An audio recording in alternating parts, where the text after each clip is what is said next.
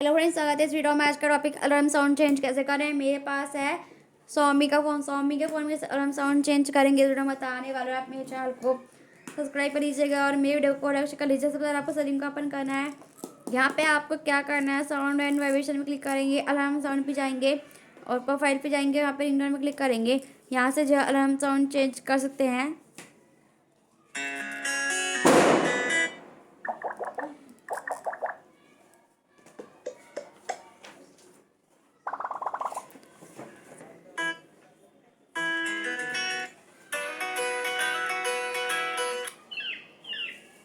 इसमें सारे मिक्स है अलार्म साउंड का।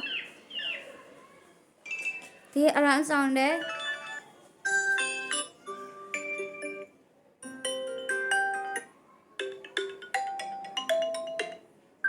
ये मैं सेलेक्ट करें, अप्लाई कर देंगे, ओके पे क्लिक करेंगे, आपको अलार्म साउंड चेंज हो जाएगा। तो यहाँ पे जैसे तक घड़ी का निशान से ये अलार्म साउंड है, तो इसी तरीके से अलार्म साउंड चेंज करेंगे। फ्रेंड्स, आई होप का अलार्म साउंड चेंज करना आ गया होगा। और प्लीज़ आप मेरे चैनल को सब्सक्राइब कर लीजिएगा और मेरे वीडियो को लाइक कर लीजिएगा। फ्रेंड्स, मिलते हैं नेक्स्ट वीडियो में, तब तक ले नमस्कार।